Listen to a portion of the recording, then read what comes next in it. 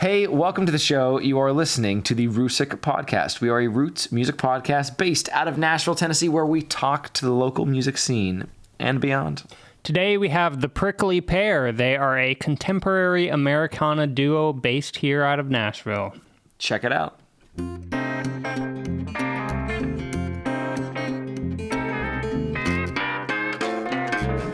You guys got out here, you said 4 years ago now? 4 years Nice. ago. How do you like in Nashville? Like, how's the transition been? It was a hard transition at first for me because I am from LA and I also went to college there. So I'd never lived anywhere else. Gotcha.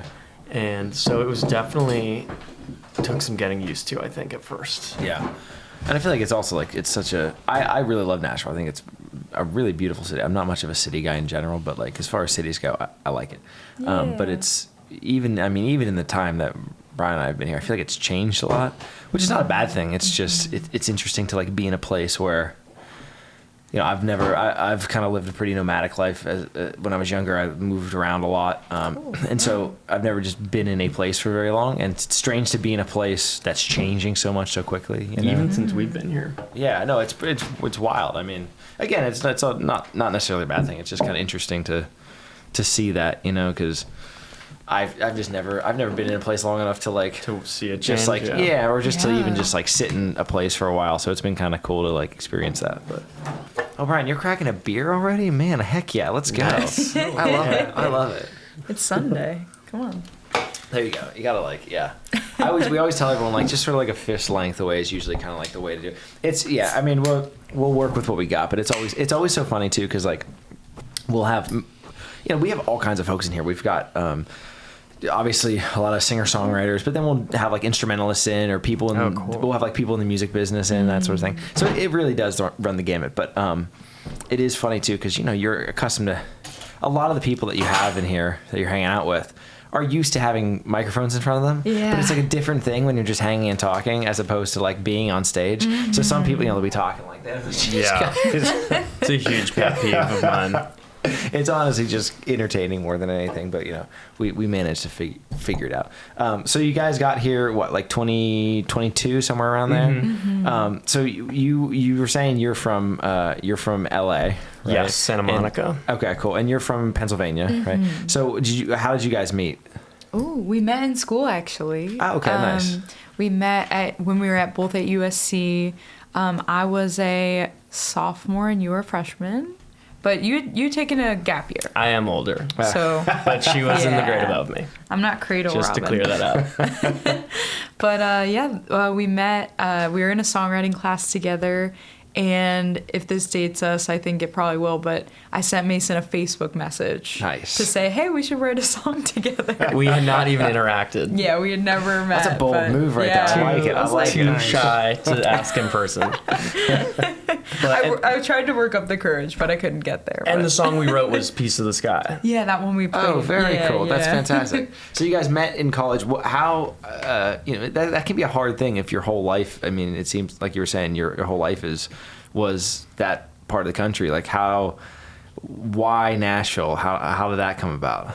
Well, I think, you know, I'd been trying to do the music thing professionally from a very early age, playing at whatever venue would allow me, you know, as an underage person. And it's hard. Like, I mean, I love LA. Brian and I obviously have spent a lot of time growing up there, but like, it's hard. If you're not 21 in LA, it is impossible to play anywhere. It's really, really hard. Yeah. And a lot of the places that I did grow up playing at, pretty much all of them have closed since then. Some of them it would be like you can play the 6 p.m. slot on a Wednesday or, you know, 7 p.m. That kind of thing. And I just felt frustrated with the lack of momentum for sure. And then we really decided to consciously kind of do a real genre exploration and make ourselves kind of an Americana country act, whereas our solo stuff had been kind of all over the place. Mm-hmm. And also Irene's brother is a musician who's lived in Nashville for almost a decade, I want to say. I think 10 years, yeah. Oh, that's awesome. So it's Yeah. great to have like some kind of family there. Yeah, we got we some weren't roots down. That's really nice. Yeah. We weren't going in totally cold. I'd only visited like one time, But we thought we would try our hand here, and so far I've found it on the musical front and socially like really welcoming, a little less cliquey than LA as far as the music scene goes. Just people seem really eager to introduce you to connections, and It's like very friendly. It's a very like open environment. You'll have Yeah. venues that are actually asking you to play, Yeah. instead of just begging and sending endless emails. Yeah, I think that's one of the things that I like about it. Even with all of the change that's occurred, it still feels very very open. Like the spirit of it seems very welcoming. Whereas like we've got a lot of friends in LA. I mean, I've never lived in the city of LA at all in my life, but yeah, I get that feeling that, even, I mean, here you've got different scenes. You've got the country scene, you've got the indie scene, everything is, there's a great jazz scene here. But even with those things, there's a lot of like cross-pollination. They kind of bleed into each other a little bit. Whereas I feel like, yeah, the LA thing seems a little more kind of segregated off to like little pockets of cliques, like you said. Yeah, I and that's feel hard. like That can be, yeah. even in the 4 years, I feel like if I moved back to LA, I would be starting from scratch. I don't think being from LA would hold any cachet. Cachet. You know what I mean? Whereas I feel like we have actually started to find a community here. That's really cool. So you were like talking about making that transition to kind of a new genre almost, like you guys wanted to explore something different. Up until that point, what were you guys working in? Like what kind of sandbox were you playing in before making that leap? Well, I started out, my brother and I, who's a great musician, his name's Connor McCarthy, and we were in a band called Brothers and Sisters, and we were super like Allman Brothers heads. Nice. So we were Love that. doing like a southern rock kind of thing growing up. So we would tour around a little bit. But yeah, I'm like familiar with, I guess, I mean, I don't know if you call that Americana, but Americana adjacent genres. But then in college, I went a little bit more like indie rock, the classic. But that was always a part of my music, I would say, is like that southern rock influence. But yeah. And I was doing kind of a combo of singer-songwriter, folky stuff, and also some kind of power pop, kind of 70s. Oh, very cool. Yeah. Big star, power Yes. poppy, and a little psychedelic too, which is still in our work, I think. Yeah, but for sure.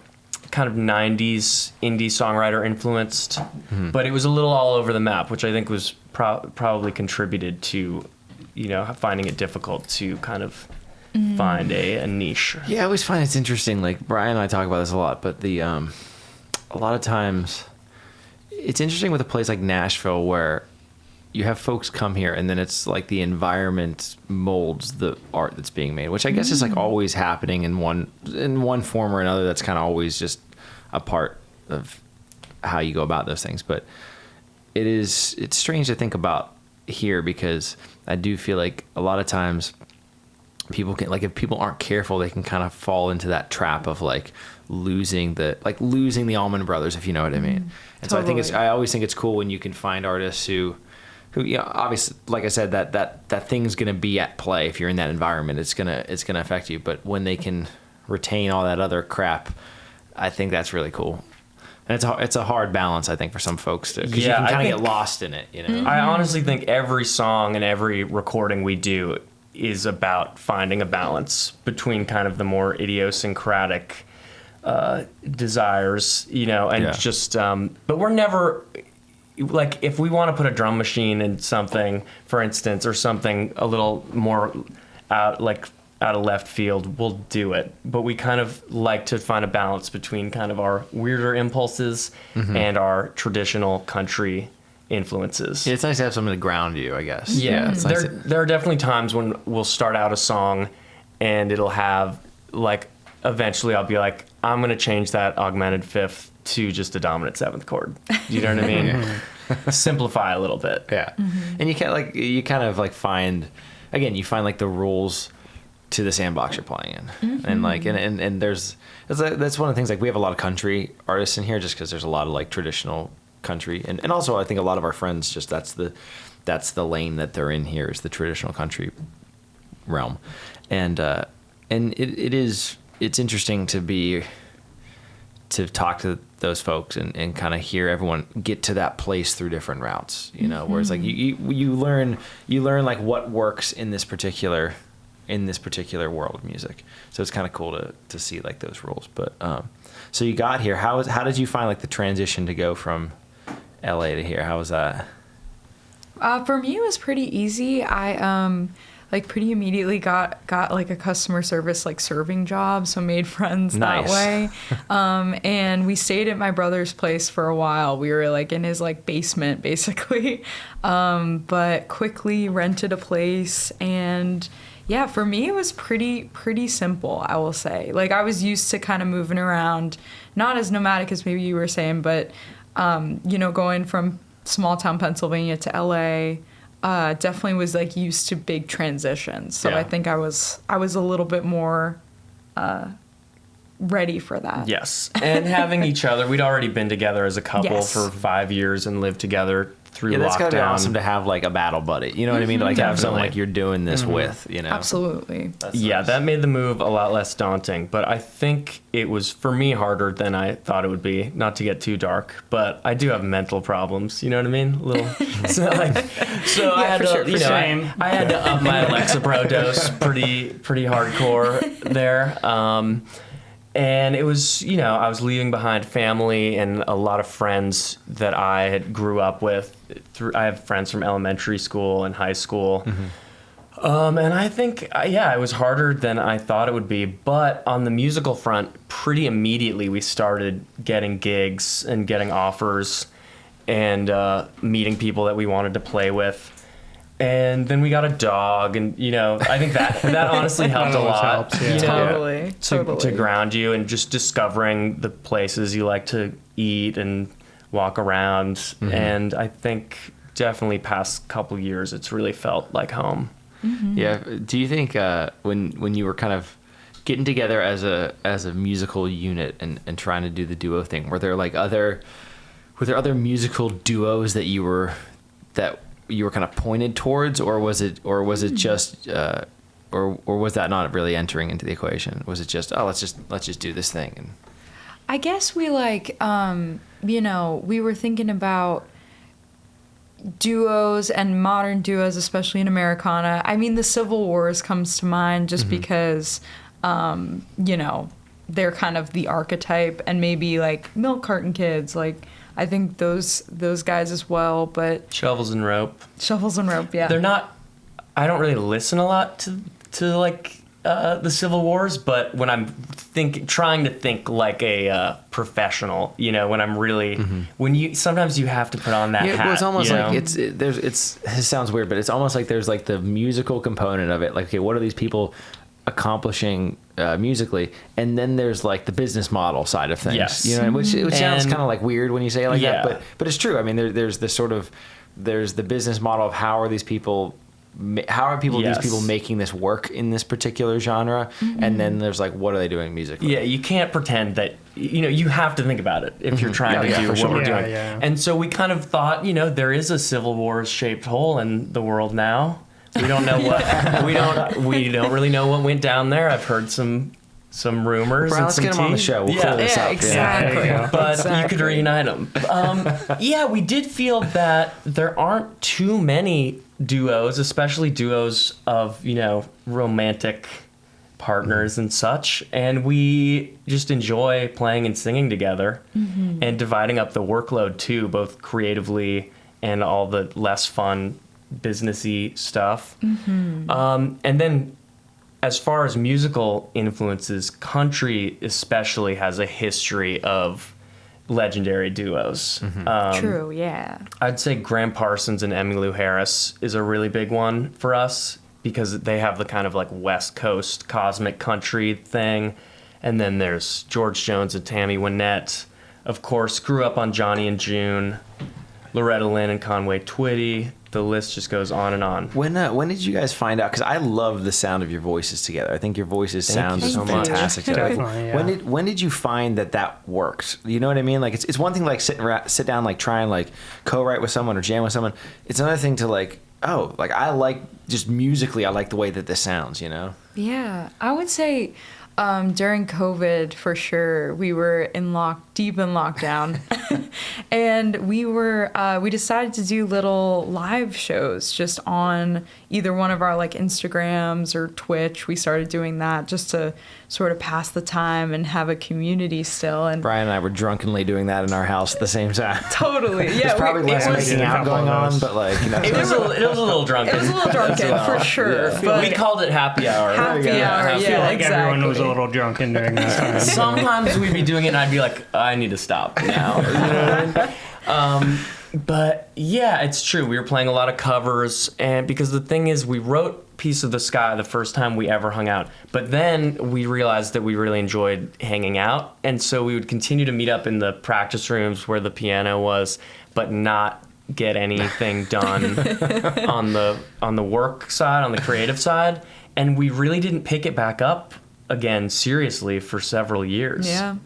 Because we were just developing our actual relationship. Were you guys still kind of like on your own, working in your own musical world? Yeah, we were both, doing our own thing. Yeah, playing shows as solo artists. I was in her band. Yeah, you were in my band. and produced some songs as well. So there was a lot of crossover, and we would perform together sometimes. But we didn't really conceive of really making a duo project the main professional focus and creative focus until about 2021 or so, I would say. Okay. And it was kind of your idea. I'll take really? it. I'll take it. There we go. So you guys put the EP out last year. How did all that come about? Give me the rundown on the EP. Well, the EP, it's kind of different from whatever we put out next, because our musical releases have not exactly been all chronological. Some stuff on the EP, like Never Any Good and a song called Riverside, were ones that were kind of leftovers that we'd written years ago in college, and they were kind of too country for what either of us were trying to do at the time. So they were kind of just hanging out. They were recorded and everything. Piece of the Sky obviously had been written years and years before, but we never recorded it. And then Swamp Angel's the first song we wrote when we got here. Right. Win Some Lose Some is a relatively recent composition, but it was recorded all over the place. Drums were recorded in LA. It was mixed in LA because at the time that we moved here, all my musical connections were still there. And we continue to work with my buddy Oliver Roman, who mixes all our stuff. It sounds like for what you're saying, it's a very cohesive sounding EP. Good. Like it's got a nice variety to it, but it's like it holds together really well. I'm glad to hear that, because we don't really approach EPs like, okay, it's this batch of songs. What we kind of do at this point is when a song is done, we get to recording it. We don't wait to have a bunch of songs written. We're That's just kind like of smart. That's good. And then I might need to start going down that path. It helps to not get overwhelmed of like, we got to cut vocals on these 5 songs today. And each song also gets the attention that it deserves with the production and the mixing, as opposed to like, okay, this is our deadline. Yeah. We got to mix all these. So we kind of always have a few recordings in the can. And I really think it helps with the workload, and also to treat each song as its own project. Yeah, that's smart. I think there's definitely something to that, because I mean, I love... All right, a quick pause to tell you about something local that I really believe in. Our friend Joe just launched Neon Belly MMA in East Nashville, and I'll say this, I've known and grappled with Joe for years. He's been my Muay Thai and MMA coach for a while now, so when I tell you he knows what he's doing, I'm just a little bit biased. It's a community-focused martial arts gym offering group classes and personal training for folks of all experience levels. What I respect most about what Joe's building is that it's not just about fighting. It's about learning real, practical self-defense while also improving your mental health, pushing yourself physically, learning to think under pressure, and doing it in a safe, inclusive environment with good people. If you've ever thought about training but felt intimidated, this is that entry point. And right now, they're doing 2 great promos for listeners of this podcast. The first 20 people get 2 weeks free, and if you sign up with a friend, you both get your second month free. Go follow them on Instagram at neon_belly MMA and check out neonbellymma.com. If you're in East Nashville and you've been looking for something that challenges you in the best way, this might be it. All right, back to the show. As a consumer, I listen to music as on albums generally. Like I'll Same. put an album on, I'll listen front to back. And there's exceptions to that, but for the most part, that's just how I take in music. And so you want that consistency. You kind of want that through line. But as an artist, I definitely get what you're saying. It can just be more of a pain in the butt than if you just okay, bang one out, let's go on to the next one, and then so on and so forth. That might need to be the new business model. Yeah, and then that, and then it's kind of nice to have a pile to choose from instead of being like, okay, I need to write one more song for this EP. It helps to do it, and then you're working on the song right when you've written it and you're excited about it. Yeah. Although then I'll often take a really long time working on overdubs. I feel like if you let a song like sit a little too long, it starts to lose the excitement you had for it. Some of the magic dies out. Yeah, Absolutely. but then Riverside, Never Any Good. Some of those basic tracks were done years ago, and then we got to Nashville, and I was like, I bought a banjo. I'm gonna record some banjo on it, and we redid vocals so that it sounded current. What we sound like currently. But generally, what we do is we'll do drums remotely or at someone's house, and we'll sometimes pay like one special instrumentalist per track. Like if there's a great dobro player or upright bass, we'll kind of budget for that and then do as much as we can at home in our studio. That's a solid workflow. That's nice. Yeah. When you guys perform, you mainly just perform as a duo, as the two of you, right? Yeah, we have gotten into playing more full band stuff, which has been really fun. It's been really fun. Yeah, because I was gonna ask, like, when you're arranging for tracks, how do you kind of do the calculus with in regards to like instrumentation? Because I mean that's awesome. You guys are doing more full band stuff, but like I imagine most of the time you're going up to perform these songs, it's probably the two of you, right? Mm-hmm. So because one of the things I think is really cool about the EP, and I was thinking about this today, I was like, it's listening to it. It's a very full sounding. All the tracks sound very full. They sound like there's enough going on to like keep your attention. But then listening to the two of you play, it's not like you're sitting here like, oh damn, I wish that like bass line was there, or I wish that guitar part was there. So it's like, how do you arrange for that, for the fact that okay, most of the time that we're going to be presenting these, it's going to be like the two of us, but we have the luxury of recording whatever the hell we want here. Like how do you kind of find that balance? Because I imagine that's kind of tricky. Mm-hmm. Well, I think when we're writing the songs, we often will play them a lot just acoustic guitar and singing. Mm-hmm. So I think it's okay to go back to sort of the original version of it. Mason though is really the producer of our duo. I just have a lot of fun kind of staying up really late and really late. And just I'm a real gearhead. I have a lot of instruments, a lot of pedals. And I just have a lot of fun. Honestly, I'll record more than I need to, and then maybe in mixing, we will pare it back down. Or I'll get Irene's input. You don't want to clutter the vocal, but I just enjoy playing things so much that it can be hard not to throw the kitchen sink on every track, or get a new pedal or get a new guitar or other instrument and just want to put it on everything, which is something I go through a lot. Yeah. But like Irene said, they all start out acoustic. So it's pretty easy to perform them that way. And I also, over the many years of playing solo gigs as well as duo gigs, have kind of developed a combo rhythm and lead style of playing where I know how to throw in some melody or some bass lines while I'm strumming. Nice. Yeah, I mean, also the production side, it's almost like that, almost like that Daniel Lanois approach of build it up and then and then cut it down, trim it down. That's really cool. I always think it's really I like the trend of folks doing their production. I mean, obviously there are people that have skill sets to do particular things that I'm not going to be able to do, but I like when you have folks who are making something. It's cool to know that they're the master of their own fate in that way. I mean, if we had the status and the budget, there are a ton of producers I would love to work with. You know what I mean? But there's something kind of nice about the fact that I know in your mind, in the mind of anyone in that situation, damn it, I wish we could get that person to come in and do that. But I think it's almost a cool.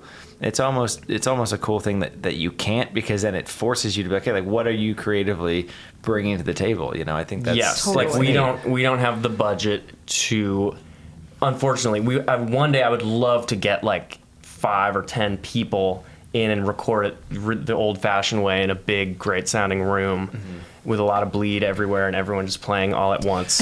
But that's a huge luxury these days. Yeah, it's been 6 years, almost 7 years since we recorded that last. I've done 3 records, and Brian's played on all of them. And the only way I've done that is get everyone in a room, just record. And then I've done a handful of singles over the last few years where I toyed around with some producer buddies where we've kind of gone track by track and just done some fun things. And I mean, it's a fun excursion, but I'm I like getting everyone in the room and just pressing record. I mean, and there are many different, approaches to those kind of things. But I think it's also just depending, I think, on the kind of music you're trying to make. I think our music would lend itself to that, and I've honestly never had that experience because I've always been just working in really small spaces. Yeah. I can't really even fit another person in our studio. One day we're gonna expand it, but One day. I would love to do a real ensemble record, or at least get our rhythm section that we've been playing with in a room and cut bass and drums together and maybe rhythm guitar, you know? But at the same time, I can be a little obsessive, little nitpicky with the comping and doing many takes, and especially some instruments like banjo or mandolin that I sometimes play. I'm not good enough to nail it in one take, So there's going to be some studio magic coming in. Yeah. We've done vocals sometimes live together. Oh, cool. Okay. Yeah, our second single we were recording with a ribbon microphone that was bi-directional and just... Oh, that can be a cool experience. That was I'm sure. Yeah, it was really fun. But at home, I don't trust myself enough as an engineer to pull that off. That's fair. And again, you live and you learn. You figure these things out as you go. The goal is for the EP to sound fairly live, but it really does. It very much was not. No, it's a fun magic trick, Yes. I mean, because at the end of the day, it's all a magic trick. You're listening to something that already happened. Yeah. I love. Don't get me wrong. I love listening to recorded music. It's I always say it's the closest thing you're ever going to experience to time travel, and I think that's part of the reason why I like. I mean, as you can see in here, Brian and I, there's a lot of different styles of music we like. Jazz is a big one. It's no one's single tracking jazz, right? You know what I mean? It's just not the same. I mean, it's just not the same. And I use that as sort of a stand-in genre, but generally speaking, the kind of music that I am really moved by is music that has human interplay. There's I say live in the sense that it's living. You're there, and everyone is in the moment. Everyone's trying to just follow the song, having that song guide you. And again, by definition, a recording is just that. It's like looking at a photograph of something. It's cool. It's cool to see, and I love. There's recordings I can put on, and they affect me emotionally as it does for everyone, but. There's something about watching music in the moment being created. You're never going to be able to. Yeah. You're never going to be able to replicate that. And so many of our favorite records were done that way. Yeah. That's definitely an aspiration. Mm-hmm. Yeah. I love that feeling of being in. There's all of the other elements of music are great. I love all of the other facets of this thing.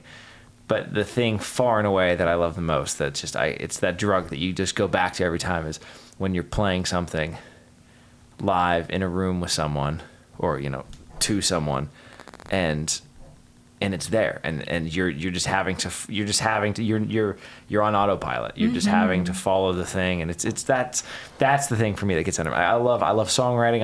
I love just so many different elements of music, but that's the thing that I just cannot kick. It's a lot of pressure, though. If one person messes up, yeah, you lose a little bit of control when you do it that way. I guess, I'm a little bit of a control freak in that sense, and so I'm more apt to be like, all right, play some pads on this take, and then give me some fills on that take, and I'll comp. Brian knows I like playing with fire with that kind of shit.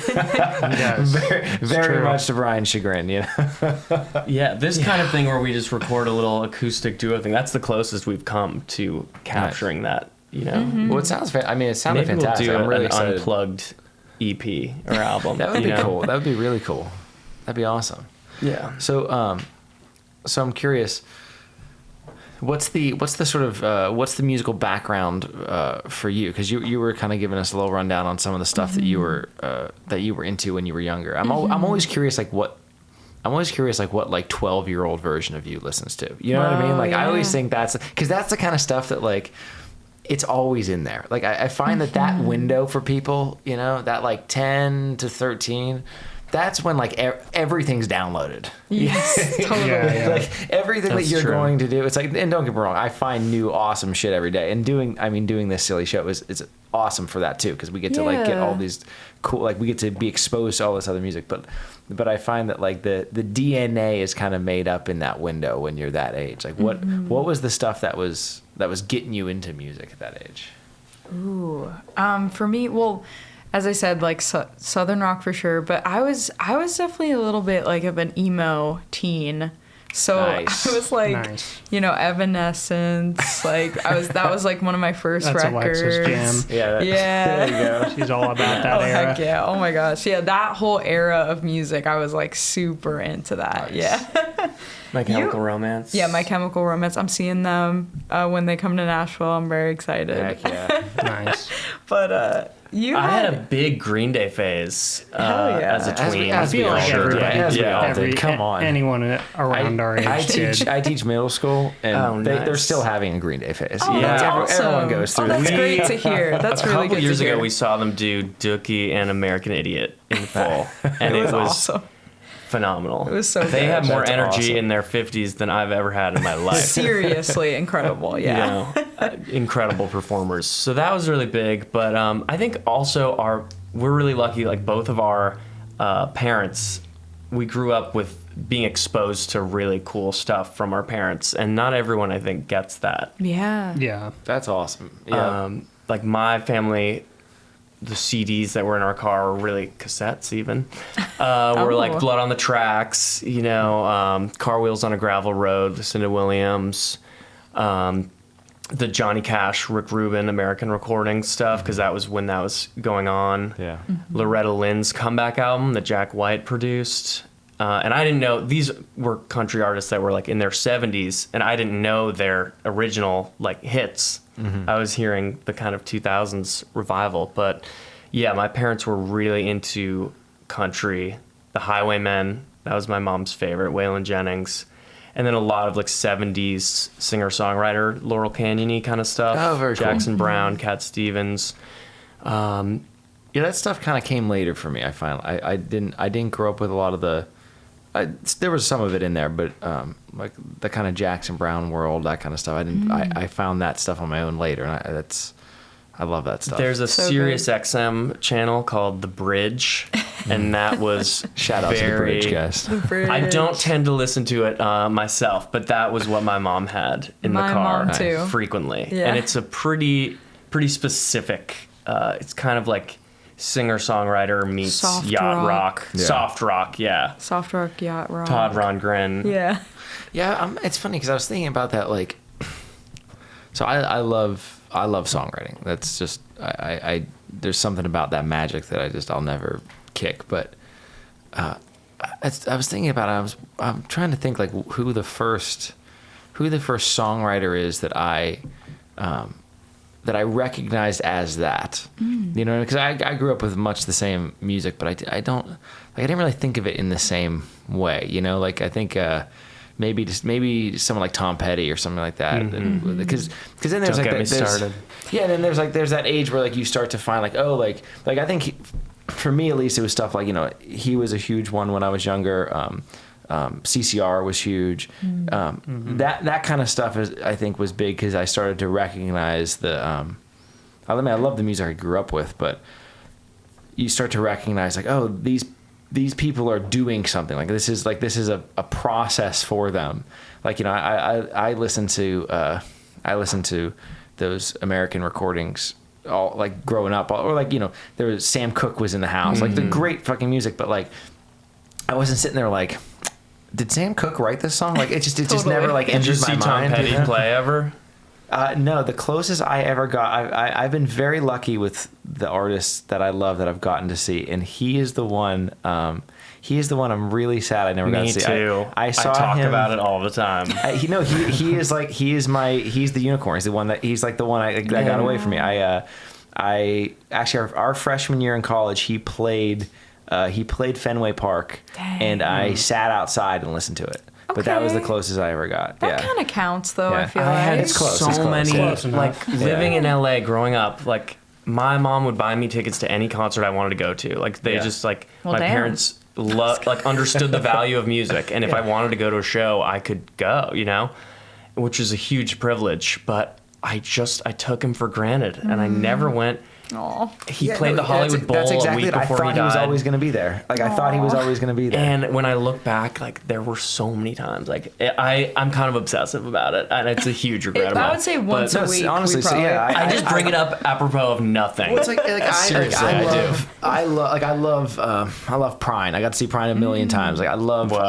we missed. So I cool. love like Dylan is my guy. I've seen Dylan more times than I can count. You Like, know I'm- what? People hate on his live performances, I fucking and they don't know what they're talking They have about. no fucking idea. I will fight anyone who says it. No, but like in someone like or Gordon Lightfoot's a good example. Oh, yeah. I like getting to see Gord, like that was You one of saw the, Gordo. the Gord's gold. But like that, it's like, okay, my mind could imagine, okay, there's gonna be a time where like we don't have Gordon Lightfoot anymore, and with Tom Petty, it was like, oh, he'll be kicking. I'll get to he see wasn't that old, you know? you know? Yeah. So it's if nothing else, it's a lesson in life for me to just, when you get the chance to see these people that move you, just do it. Just Absolutely. do it. 'Cause Yes, Definitely. I've been in the habit of seeing a lot of aging boomers lately, and it's Yeah, I need to In get in general. there. it's I'm worth gonna it. grab another. Do anyone want something? I'm gonna grab one of these. Alex has got it. Oh, you got it? Oh, cool.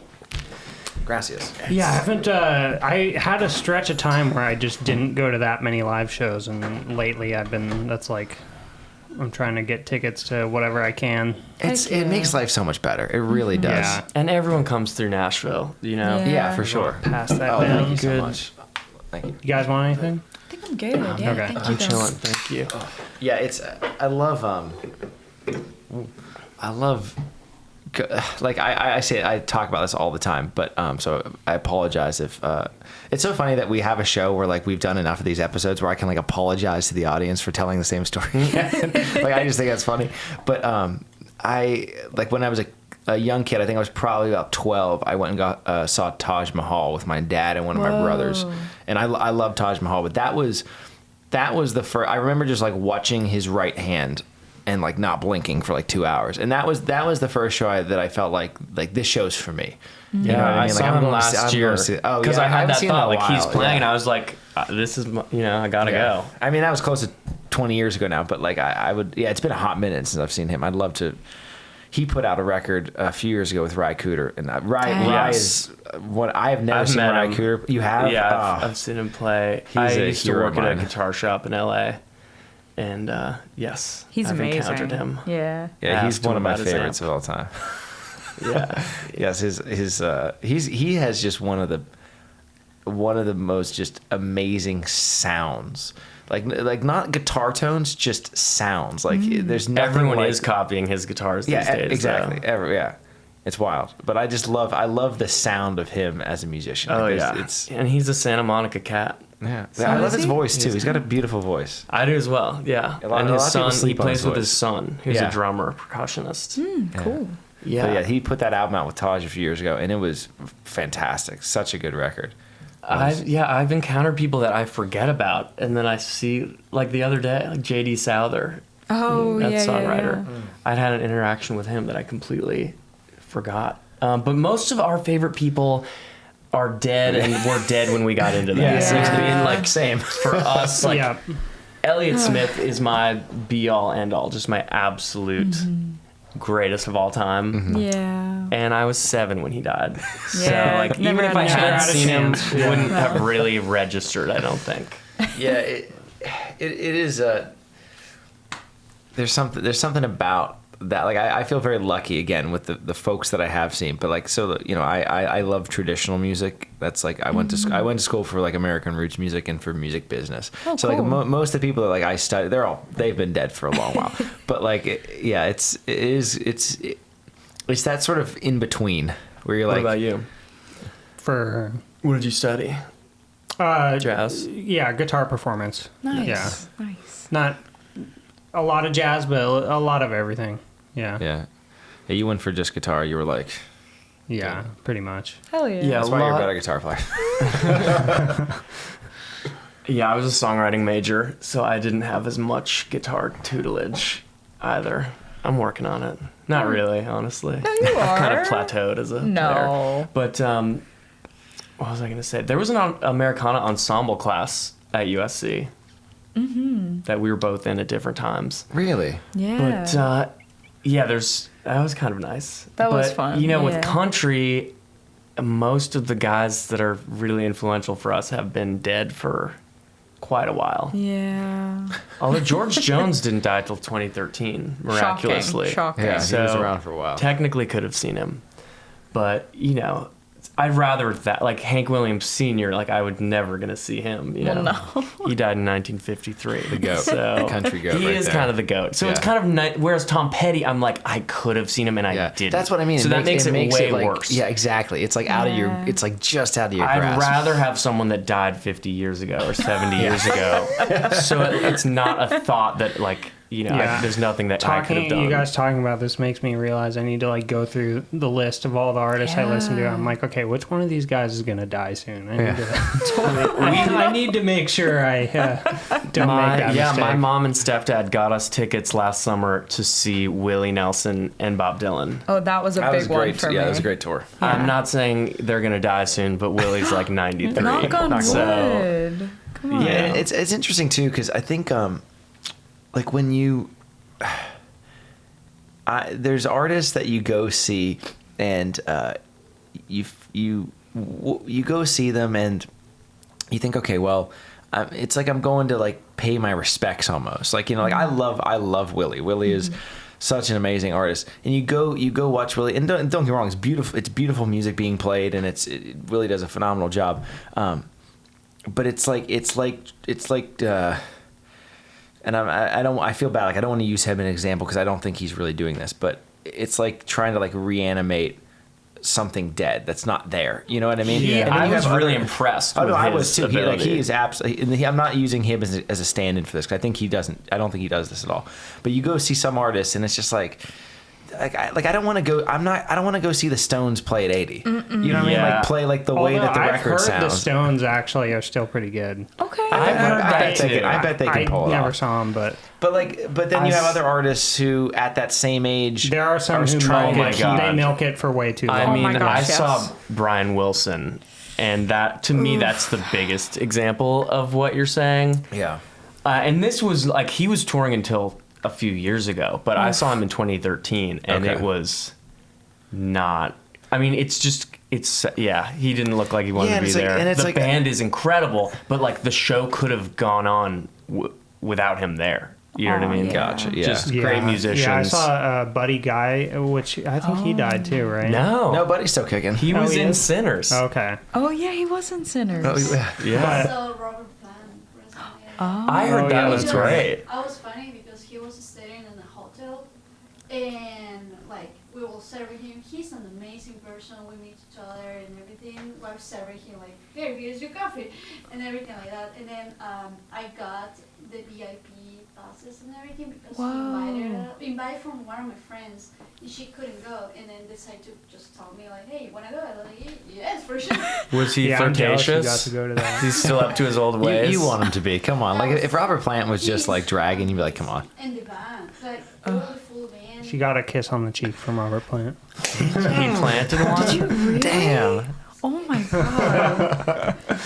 That's amazing. No, That when I saw man- Buddy Guy though, he was barely what he was doing you could consider music, but he had a great band behind him, so it kind of disguised. But he was basically just rambling into the mic the whole time, like not even singing, just like talking, and then every once in a while he'd like hit a couple random notes on his guitar. But and then then like, just go but then back you'll to see some talking. people the same. Like you'll see some Frankie people Valli. who like keep pushing it.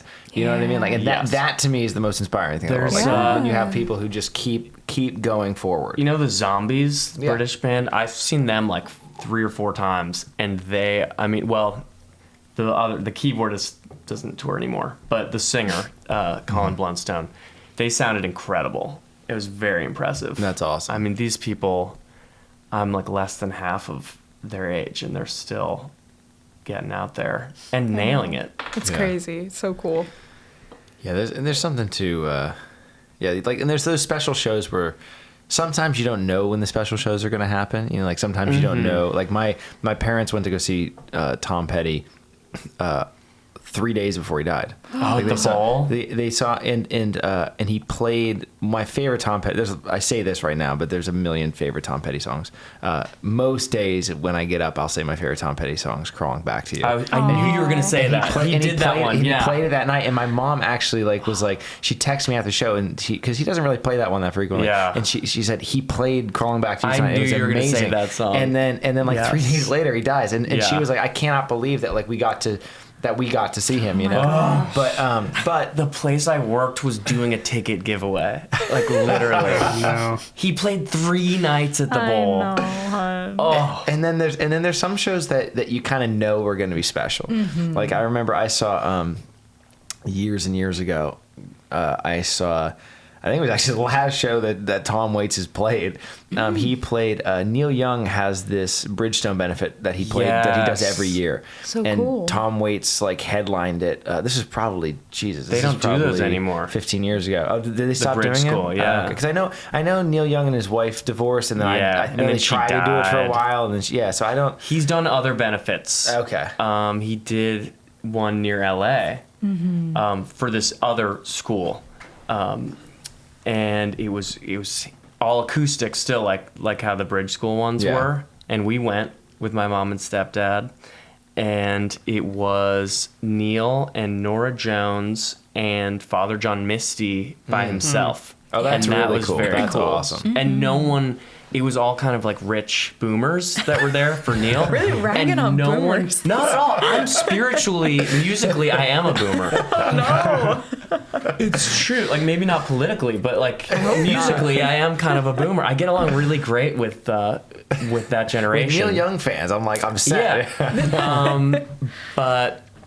But no one cared about Father John Misty. That's so And funny. he was They playing to didn't. And he no was just one. crushing it, I'm Yeah. sure. We were Yeah. loving And it was it. solo acoustic, which is pretty To this uncommon. day, my favorite like use of social media of all time was back in the God, day, like yeah. very early social media when Father John Misty was just going off. His on Twitter and his It was Instagram. all to this day. I'm like, we peaked in like Can you 2010 imagine or if whatever it was. TikTok had been around Oh back my god, then? it was the fucking best. And then he just Yeah, then it was left. gone.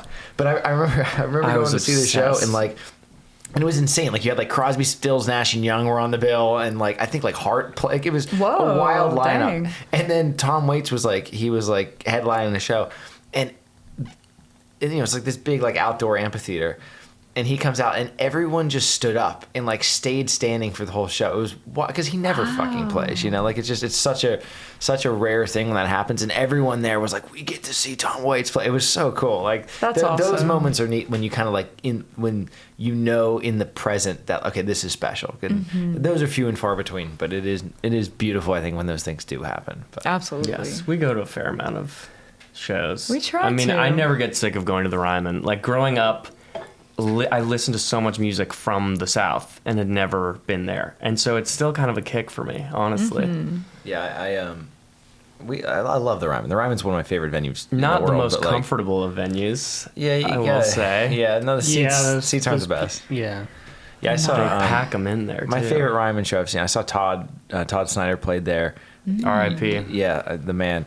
And at the end of the show, John Prine came out with him for a song, which was really really beautiful. But yeah, there's always RIP. good.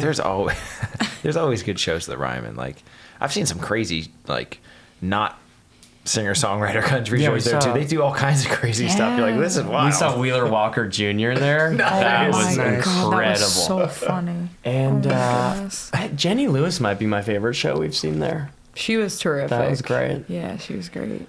That's a good one. Yeah, I'm curious. Do you guys like? Is there stuff outside of music that like art outside of music that you guys love? Like what's besides songwriting and music? What are the other kind of elements of art that you guys like? You guys like taking in? Ooh, I mean, I'm not a visual artist at all. I do love to like go to a museum. I go to the Frist. We go to the Frist quite a bit, but I would say I'm a big video game fan. Oh, so I'm like nice. I'm playing Same. video games. Brian's a big. I'm What not a games video do you game guy, play? but he is. Right. Well, I've been obsessed with like Baldur's Gate. That game. It's See, like I bought that one because everybody says it's so good, and I actually tried it once, kind of lost interest, and then like another time really tried to get into it again, and I just couldn't. It didn't click for me. I don't know why. Whoa. You know. Fighting words. No, Jesus, No, I'm Brian. not it's saying not. No, it's I not. can Our acknowledge guest today. Come I on. can acknowledge it's a good game because obviously so many people like it, but I just couldn't get it to. No, totally. It's like the turn-based stuff. The I get turn-based, it. it's so slow-paced. It is and slow-paced. It's hard. Yeah. Because you like more like open world stuff generally, right? Isn't that kind of? I play all sorts of stuff. Yeah. But yeah, I'd say like D&D. I've been trying to get into that too. So like, I don't know if you call that art, but No, like, it is. Yeah. That's we're absolutely huge, an We're art. huge Yeah. Catan people. Like I feel Oh, like nice. video games aren't regarded as an art form they as are. much as they should be. Yeah. I Because agree. they absolutely are. Absolutely. But now AI is getting into it. I know. But that's It's getting everything. into everything. I know. You're also a Pilates artist. Oh, I don't that's know if that's awesome. a A that's not master. an art. That's the same. It's the It same kind of thing. is. Yeah, It's a all- discipline. Exactly, it's a You know? discipline. It's all. It's all Sure. one and That's the not same. something that I have going on really at all.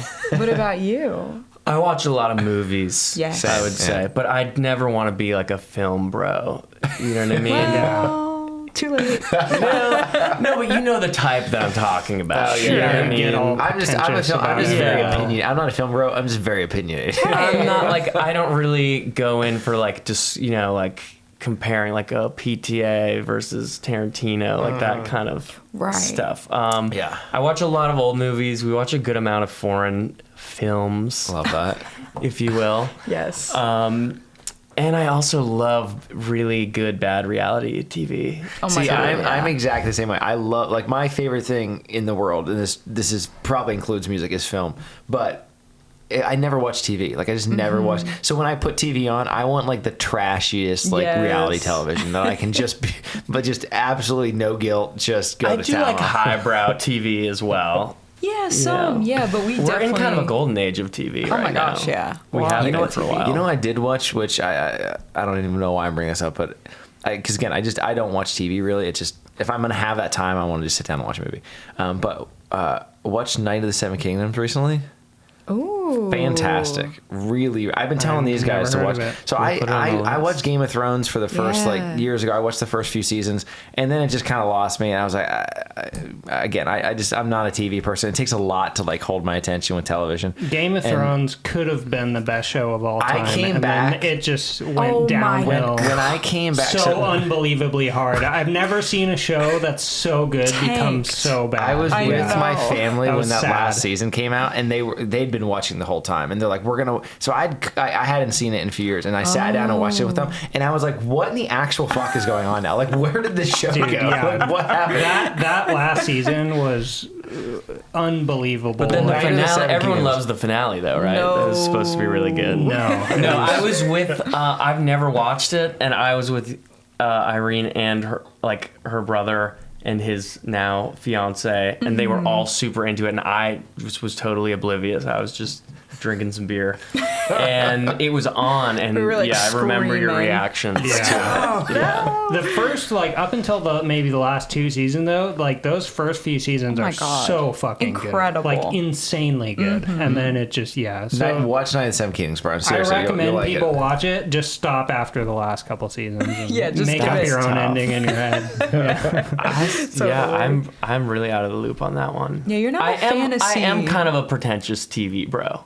You're not a fantasy person. Don't get me started on What's like your The Wire. You top, know? there you go. top The few shows of all Wire. time. It's like really kind of tied between The Twin Sopranos Peaks. and The Wire. Twin Peaks season 1 is really up Sopranos there. is good. I've never watched The Wire. You have to. uh-oh. If you like The Sopranos, you'll like The Wire. Breaking Bad. Come on. Breaking Bad's up there for Breaking sure. Bad's up there. And I love Mad Men. It's been a while since I've watched it. But Never watched it. No, you watched one episode in college. This is how stupid college is, okay? For anyone watching who's like, should I go to college? Don't go to college. Brian, it was our senior year of school, and we had to take some bullshit class. I don't remember for the life of me what it was. Dude, Do you remember don't what this even class get me was? started. Yes, it was. Yeah, Anyway. it was what the class was supposed I to don't be. remember what it was. What it was like lyrics of like analyzing the lyrics of Bob Dylan was what the class was supposed Was it really? to. sounds good. Anyway, Yeah, we yeah. were in this class, and it was like, it was just something that we had to do to graduate, essentially. And so it was like all of these freshmen and then like 3 seniors. And in the first class, they made us watch the first episode of Mad Men for some reason. And we watched the first episode, and to this day, that is the only bit of Mad Men I've ever seen in my life. And I was kind of like, this is good. Like, this is why TV is so hard for me, because I'm watching, I'm like, this is like actually very good, and never bothered to watch any more of Mad Men. If after you that. do, my dad is in season 1, episode 4. Oh, really? Fun fact. I was 3 episodes away. So Dude, that's all badass. extra, or what? What- No, it was going to be a recurring role. okay. But then he died. Awkward. Oh, I'm so sorry. IRL, not in the show. And then he did, and then he died in Then the they show. killed him off Yes. in the show. Yeah. Which is kind of respectful. You That's know? what, yeah, that's nice. Irreplaceable. Yeah, if they would have recast it, that Exactly. would have been horrible. Exactly. Oh my God! Like Could you Dumbledore, imagine? right? Jesus, like Dumbledore. Like Dumbledore, yeah. I Would've mean, been hey, kind of a mindfuck. Richard Harris is my only Dumbledore. I don't give a shit what anyone else says. I agree Whoever with the, you. Whoever the second guy, who was the second guy? Michael Gambon. Yeah, Michael I know. Gambon sucked ass in those movies. Richard Harris was And the Richard had a music career, you know, Oh, MacArthur yeah. Park. Exactly. Richard Harris was also a wild motherfucker. That Yes. dude was crazy. I And- love that dude. And his son is in Mad Men.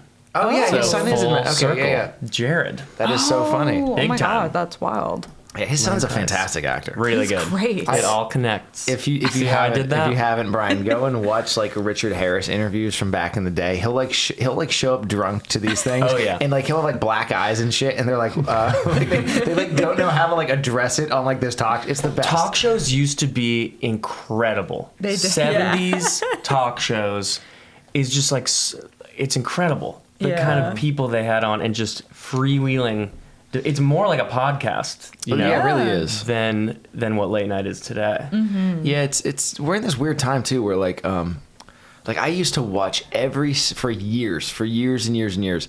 Every single night, my brother Roark and I, who works on the podcast with us, we would watch Conan every night. And I feel like he was kind of the last of that generation of talk show hosts that kind of got it. That like, this is supposed to be fun and stupid, and we get to like have these like, it was just so jovial and like ridiculous. But it was also like just a very good interviewer and could hold your attention. And we're at this kind of weird transition phase where like that has so far shifted out of the zeitgeist, and now the podcast thing has just taken over everything. But I agree. I think if you look at the model from back in the day, it's much more akin to like what we're doing now. It's Just like a conversation. yeah, it just kind of turned into Not like an a stale anecdote thing. or a Yeah, game. exactly. Like there's nothing I cannot watch, and I apologize if anyone's a Jimmy Fallon fan. I cannot fucking watch Jimmy I Fallon. wasn't gonna name names Like, you- no, because if he let's wants to name have us names, on, you know? we'd be glad to. If anyone's, Jimmy Fallon He's is a a great great guy. if any of the late Jimmy, night guys you're the want to best. have us Yeah, on, yeah. we love your show. I like Seth Meyers, kind of, but No, like if you go, they used to have like a politician or a writer and a rock star, you know, and it would get heated and people would walk off. Yeah. And people would show up wasted and the host would know how to handle it. Scripted now. Yeah. Yes. Yeah. It's Like- it feels artificial. That's why my one of my heroes in life, a very short list, is Norm Macdonald. I love. Yeah. I think, Oh my to me, Norm God. Macdonald is, if I have a North Star to point me, like I think there are some people in the world who have. I'll use the word dignity, but that's sort of a complicated word, that have the presence of mind to just know, this is what I'm doing, this is the direction I'm taking, and I'm going to do this to the best of my ability. And it doesn't fucking matter what all the noise is out here. I'm just going to do this thing. And he was those moments of him going on, you know, Conan or Just like fucking Letterman or with them. whoever. Yeah. And just Oh like my it to me, Larry those King. are those are the greatest moments of television of all time. Like that.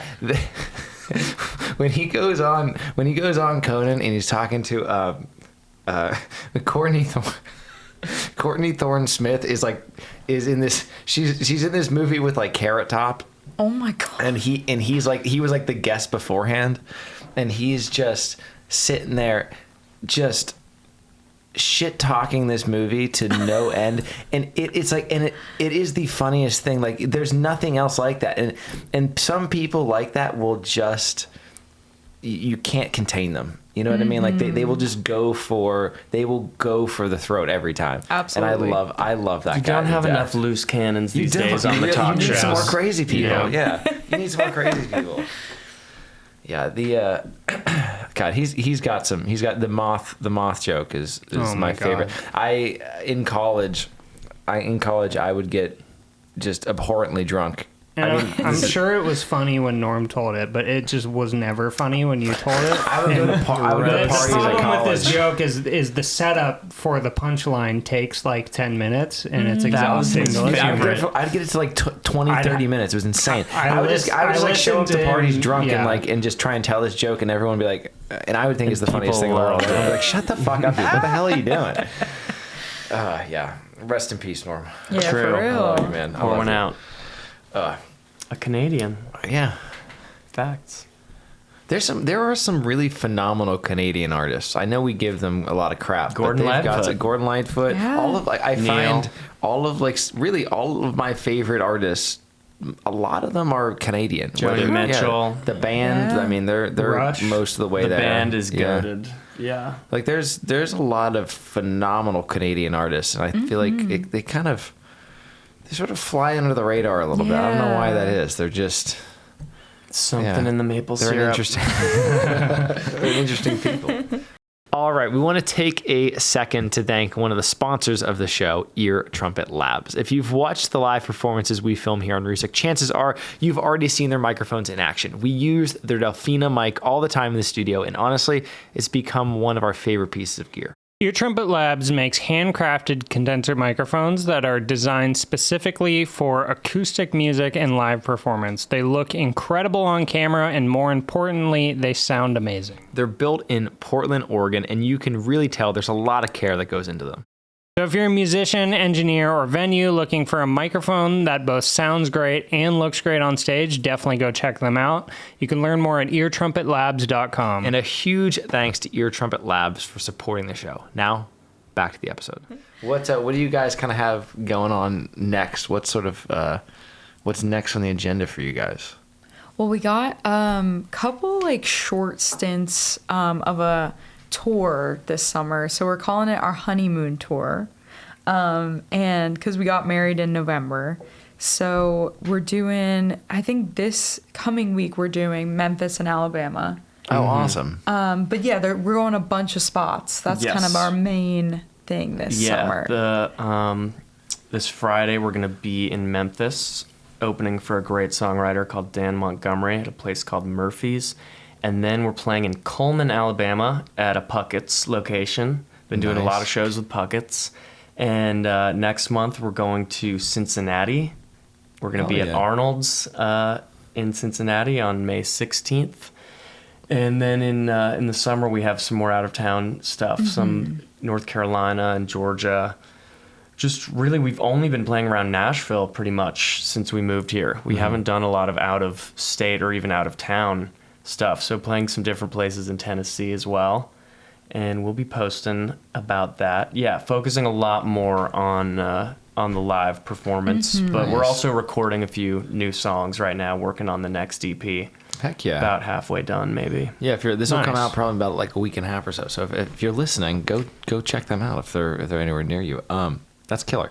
Yeah, Nashville's interesting because it's like one of the things I learned very quickly here is most people who make their living playing music here, unless you're a session player, most people doing that, they use this as a home base, but they're not really playing in Nashville. Like this is kind of where they go on break from tour. You know what I mean? Right. And So true. Which is like that's I guess a double-edged sword. There's good and there's bad that come with that. But it's just such a I think for anyone who gets here who feels like discouraged about the town, I mean, it's just one of those things I think you kind of have to, a lesson you have to learn for yourself, which is just that like it's a very hard city to make a living playing music in, which sounds kind of silly because it's Nashville, but that's just not the way I think. It's just not really the model of how it works here. Yeah, it's so saturated that you really have to earn an audience. Yeah. You know, they're not just going to be thrilled to hear live music. Oh my God, this guy plays music? Yeah. Whereas if you go like an hour outside of town, hour or two, you know, people can get really excited about it. Yeah, well, I feel like small towns are always the best because people are stoked.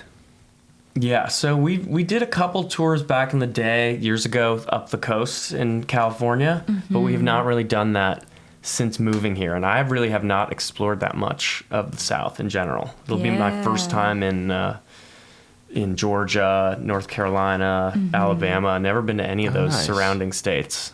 So I'm stoked. We're bringing our dog along with us. Yeah. What kind of dog do you Doing guys an have? acoustic tour. He's a pit mix from Pit Mac. Staffy Yeah. mix. Cute. Yeah, he doesn't really look like a pit bull. So No, he's got a skinny head. He gets away with it. Yeah. Nice. He's kind of a small boy. Yeah. But Well, that's awesome. Yeah, acoustic. We'd love to do some more out of town dates with our band, but we've been really enjoying the live shows with the rhythm section. Plugging in, And that's going so, electric. That's so nice. Like I imagine doing a duo is great in that regard too, because like one of the things it's hard as a musician if you're just a solo act. Like if it's just you and I imagine this is true with stand-ups all the time. Whereas like if it's just you on the road and you don't have anyone else with you, you know, maybe you got an opening act or something like that.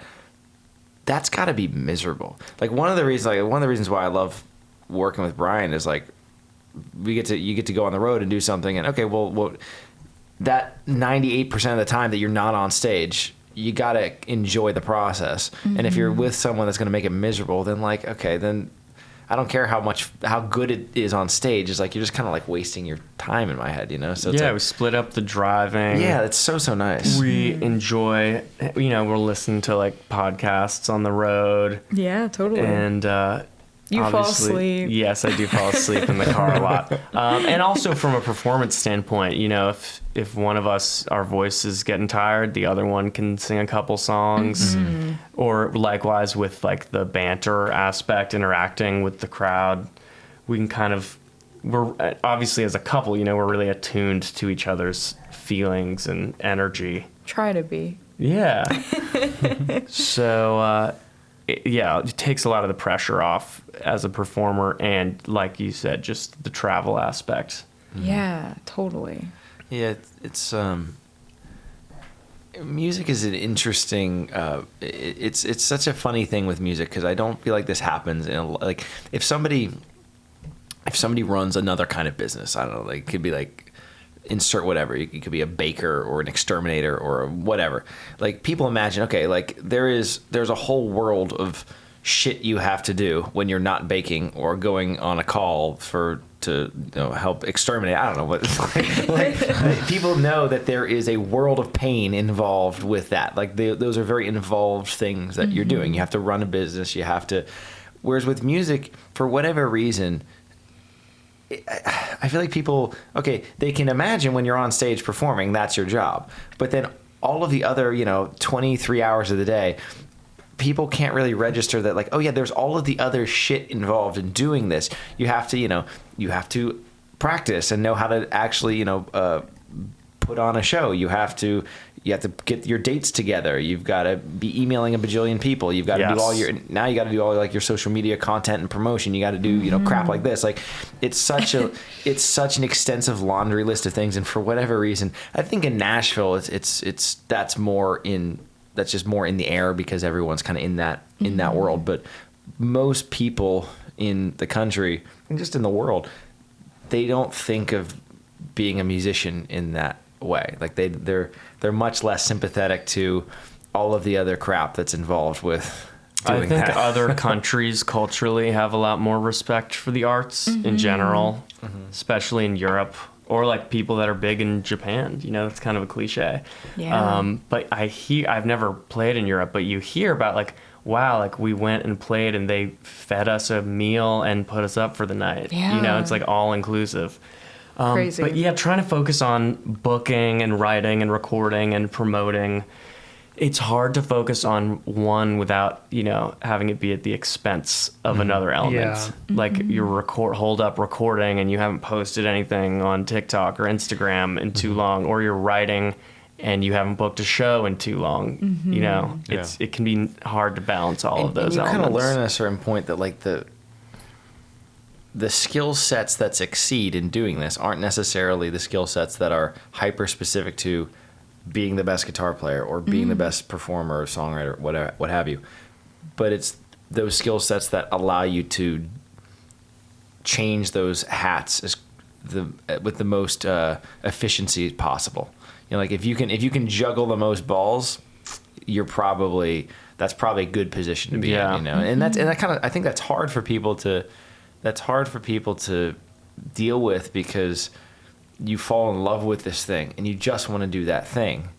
But if you want to, if you want to have a air quotes career, there's so many other things involved. I think that's a hard realization for a lot of people to get to, that it's not just this thing that you're passionate about and that you love.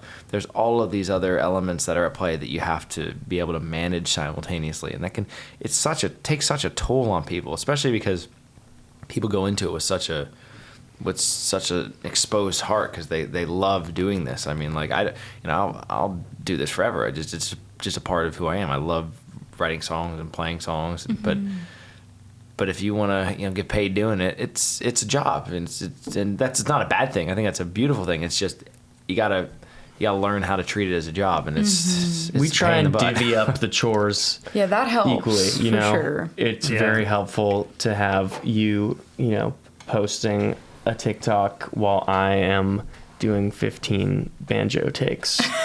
But it's true, like I'd be a better guitar player if I wasn't also trying to write songs and record them and perform. Or if I were to be spending more time performing, I would be less conscientious in my recording process. You don't want that to be rushed either. So it's kind of learning where the sweet spot is. It'd be good enough to record yourself, but not go down a rabbit hole of watching a bunch of YouTube videos about EQ. As you'll do anyway. It's time management. Yeah. No, it really is. It's just time management, and it's sort of like setting your life up in a way where you can get the most bang for your buck, I think. And that I think is probably the trickiest skill to finagle, especially when you're neurodivergent. Oh my god. I would think, not that I would know anything about it. Well, I gotta say, guys, I'm so happy that we had you on. This was awesome. Thank you so much for having us. Absolutely. Thank you for you guys having are welcome us. back. Let me know when the new EP is coming out. Like, definitely reach out because we would love to. Probably next year. Hell yeah. We'll be here. So thank you guys so much for doing this. This was a ball. This was so much fun. Gosh, thank you for having us. Yeah. Thank you. Awesome. Thanks, y'all. The song sounded great too. I'm really Hell yeah. That was fantastic. Yay. Thank you guys. Awesome, and gosh, thank you. Have you done any podcasts before? I don't even know. No. Heck yeah. This is our first.